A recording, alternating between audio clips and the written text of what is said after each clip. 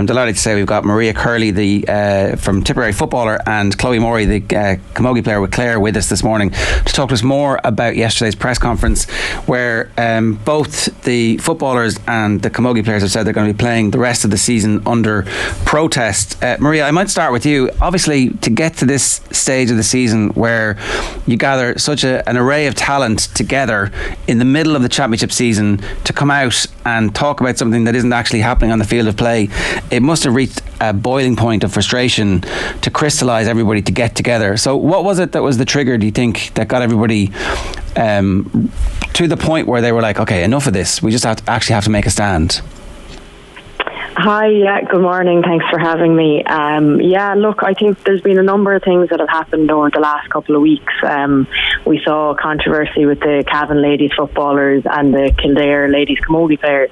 So I suppose they were two individual counties that were fighting battles themselves. And then I guess the fact that the state of play report was released by the GPA and presented to the NGBs, and the fact that nothing was really done off the back of that, and that we didn't really get any correspondence from ladies Gaelic, probably annoyed players and captains and different squads as well. So I think it's been a combination of a couple of things over the last couple of months, and we're at the point now where we're just sick of it, and we're sick of not being heard, and I think that's why we all decided we needed to come together and do something as a unified group, and not leave individual counties fight their own battles, you know. Yeah, because obviously by pooling your powers, it sharpens the mind of the governing bodies in particular. Chloe, will you just explain to anybody who's kind of come into this story and doesn't fully understand what the state of play report actually was? It's a real important staging post in this, because it's the kind of start of the documentation of this process. Yeah, so basically the GPA, which is the Gaelic Players Association, essentially an organisation or union set up by players for players. And let's say the men's GPA has been around longer than the women's one, the WGPA, but we actually merged recently. And so it's been excellent, to be honest. And it's probably, on a side note, it's a really good, if you were to look at an organisation that can work together, both men and women, and where equality is across the board, the GPA is probably a very good starting point to look at. But the State of Play report then is essentially a survey or a report given out to both the men's intercounty players and women's intercounty players to see where they're at in terms of what they're getting with their teams, basically everything in their life, how their life is faring as they play intercounty, through their intercounty career, essentially. So we're looking at their welfare in terms of medical treatment, physio needs, S&C. The cost of playing is a big part of the report, and there's huge discrepancies between, I suppose, the male counterparts, and our female counterparts. And so, like Maria said, there's probably been two big events in terms of the Cavan ladies footballers and Kildare camogie players, but I think these have been issues for a very long time. I think the government grants which have been noted have been a help, but I'd hate to see how things would be in 2023 if we didn't have those government grants. But I suppose another way to look at it is we do have those government grants, but there's still stories, there's still anecdotes coming out about, I suppose, the state, as you say, the state of play in female intercounty careers at the moment. It's basically costing you money to play. Yeah, no, essentially, I mean, we brought up some, it's funny because we were all there yesterday, but girls are they're kind of a little bit slower to kind of say stories, because we're very aware that a lot of this isn't a county board issue as such. I think their hands are tied. I think this is where we're going at. We're really, it's the Camogie Association and the Ladies Gaelic Football Association from a top level. Our county boards need help, they need guidance, and they need support. But we were saying yesterday, there's girls who have to give up part-time jobs. We don't get travel expenses. If you need a scan, or for example, I'll use myself, it's no problem. Let's say if my knee scraped, then I'm in my 15th year playing camogie, so I've my 2 knees scraped. I had surgery, and I had to front up the cost of that myself. Once when I was in college, it was fine when I was working. I'm a teacher, but I was out of pocket for that, and I only got maybe reimbursed about half of it. We have girls in counties going into their Elveries or lifestyle sports having to buy their county crest gear because they're not being supplied with gear. Those are just some stories. I'm sure if we were saying yesterday, you could get a book, and if it was anonymous, you'd have some stories and you'd have some bestseller. But yeah, that's where we're at the moment. So listen, I think it's a thing where we're used to being like just put up and shut up, or we're not really willing to do that anymore, and so that's why we're playing the rest of the championship in protest. The points, Chloe, about they need guidance and they need support, and obviously your later point there is that they need money, and we're in the process of moving towards this integration. Is part of this about a sense that there's a lot of money swilling around there and this could be solved very easily and it doesn't need to wait for that integration? Yeah, look, my opinion on it is essentially we've all voted for integration, and I've seen a lot of things on social media over the last while as well. Like, we've all voted for social media, we've all voted for integration, okay? And so in principle, we should now be acting as, one organisation, and we understand that process will take the formal process of, setting up your boardroom, your committees. That'll take time. We get that. Now, we've been in the listening stage of it for maybe the past 18 months or so, but we feel that this is a charter, or this is a document that can be created where the three organisations come together. It's a very achievable, we would say it's a very achievable document, a minimum standards charter that can be agreed upon by the three. I think Tom was saying yesterday, Tom Parsons, he was saying that there's 150 million profit in the GA, and it's not us just coming in to take it, but if we've all voted for integration, we now have to see ourselves as one big organisation instead of this thing, well, your camogie, your ladies Gaelic football, sorts out yourselves. We have voted, the membership has voted for integration. Yes, we have to wait for that formal process to happen, but I think this could be something potentially smaller for them, but would have a massive impact that could greatly help the intercounty careers of female athletes at the moment. Yeah, Maria, there's a couple of different things that are happening simultaneously. So the integration is happening, but at the same time, it's official government policy about having quotas at board level in all of the NGBs, and there's a significant threat to the GAA's funding if they don't actually recruit and employ women on their committees in much greater numbers than they're at the minute.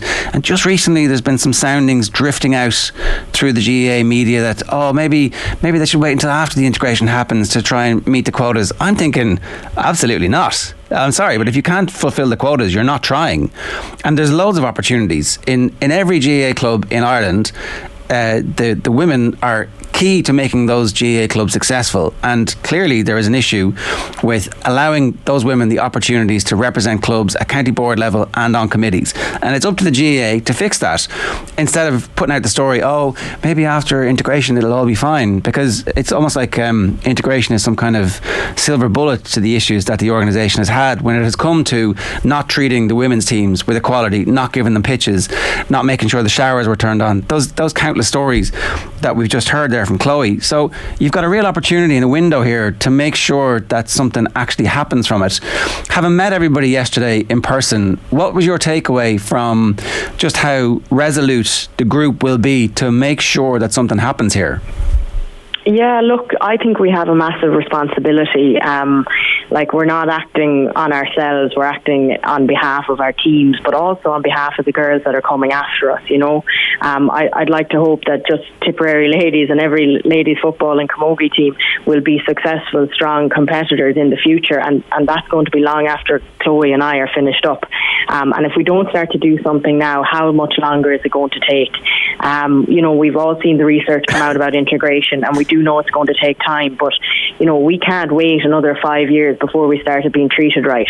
We're losing players each year based on financial costs. It costs money to play intercounty football and camogie for your intercounty teams, which shouldn't be the case. We heard examples yesterday from different counties of girls having to choose between picking a third level education or playing for their county. That is not on, and it's not good enough. If you're good enough to play intercounty football or camogie, you should be entitled to do so. And, you know, if it's a financial thing that's stopping you for that, because of these associations that, bear in mind, have resources to sort this out, but just are choosing not to do so.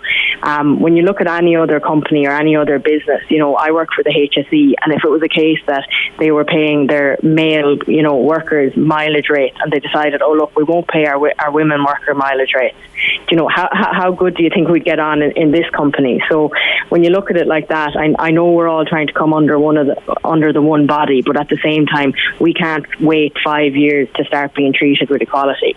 You know, this thing can be sorted out by a simple document where all we're asking for is basic minimum standards to be treated the same as the men are treated. And we've got on with it for years, and things have improved. And like Chloe mentioned, the GPA worked really hard on equalising government funding for us, and that has happened.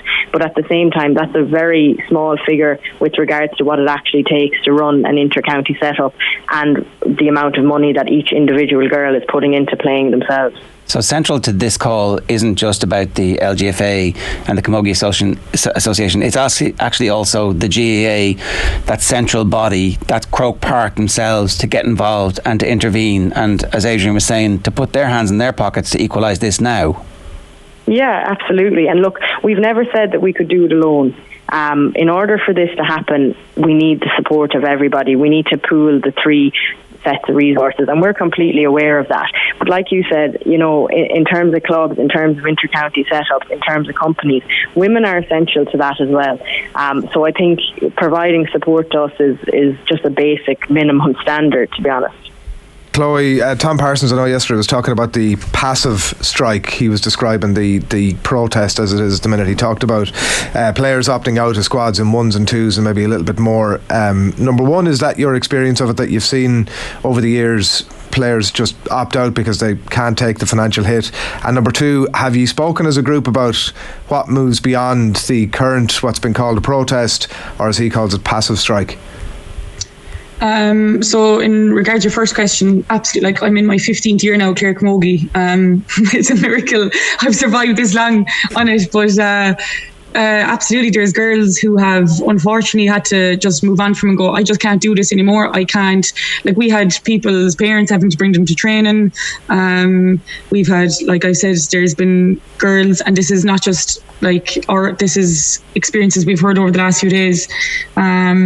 Girls having to pay for their own surgeries, like girls having to choose in, will I take a part-time job or am I going to try, you know, play county, you know, needing to use team doctor, not able, don't having a clue about nutrition, so not having access to nutritionist, even playing gear, having to go off and try buy playing gear or ask one of the girls, can they, now you'd have to be very good friends with her, but to ask, can they have money for socks and escort or things like that, hurleys, helmets, borrowing, begging, stealing sometimes. So there's and I suppose the cost of living crisis we're in now and stuff, and I think this is kind of exacerbating things as well, but there's huge issues there that need to be dealt with, and all we're asking is that they come into that room and try sort a document, like Maria said. We're not asking for anything massive. We understand the process of integration, but we just want them to listen to the issues that we've been explaining for not only weeks but years, to come into a room and see, can we all come up with a solution to this? That's all. And I suppose then with regards to the passive protest, we had obviously before the media yesterday, we had a small meeting amongst ourselves. Tom had mentioned that if we don't get positive movement with regards what we're asking for, they'll, I suppose, survey the members to see what type of protest we're willing to engage in. So that could mean anything quite from low impact or high impact, but we are hoping that we see some sort of positive movement towards a solution into creating a charter for the 2024 season. Given your long career in the game, what would you be pushing for if it came to that?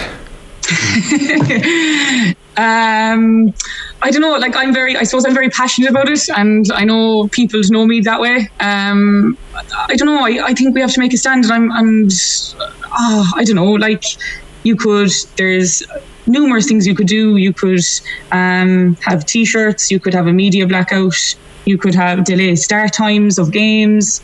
I suppose that's what Gaelic Games is all about. It's about essentially the players, and I understand that the volunteers behind the scenes, probably without them it wouldn't run.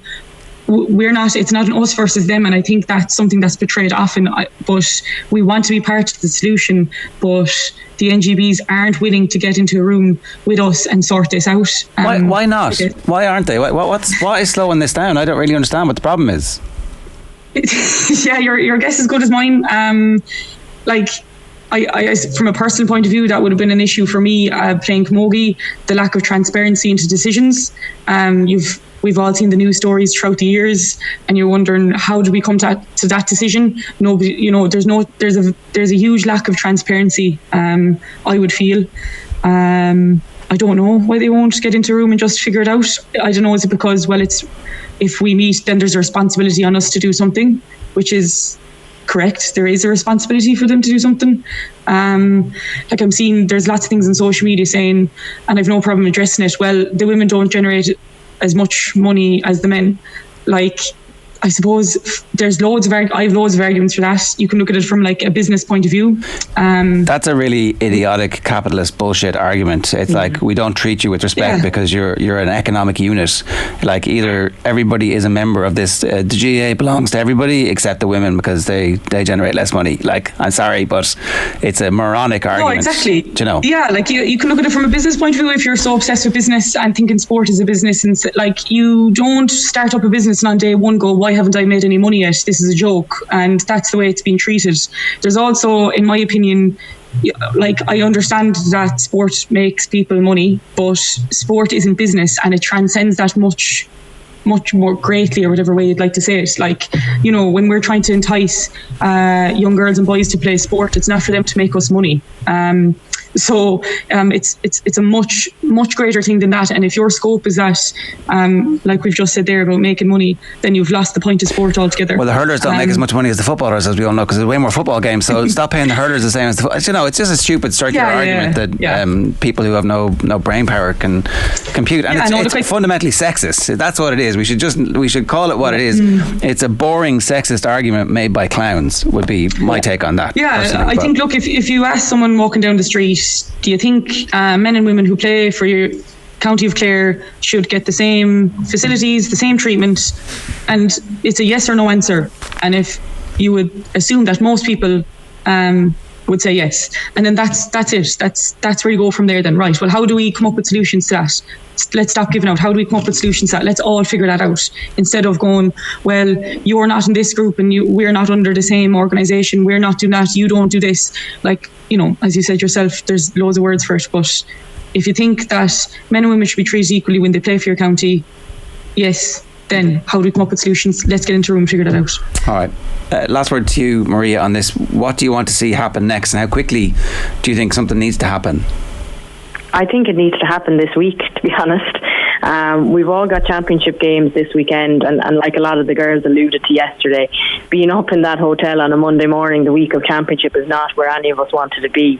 But yet we have our first round of the All-Ireland series this weekend, our only home game in Tipperary, and can't get Semple Stadium for it. So, it does drive you to go up to these places. But at the same time, Ladies Gaelic released a statement yesterday that didn't look overly promising, and something that kind of annoyed me a little bit was that they were almost taken aback by the fact that women are stating that they're being treated like second-class citizens. But I'm saying, read the facts. The state of play report has been presented to you. It's in front of you. How can you say that we're not being treated as second-class citizens when you look at the discrepancy between the two teams? So, to be honest with you, given the statement that Ladies Gaelic put out and the Camogie Association, I think we will see some form of protest this weekend. All right. Well, we'll keep a very close eye on this. My thanks to Chloe Morey, and Maria Curley for joining us this morning. And best of luck with the protest, whatever comes next. Hopefully it won't lead to games being cancelled, but wherever this is going, it has to be done. So thanks a million for joining us. Thank you. Thanks very much, lads.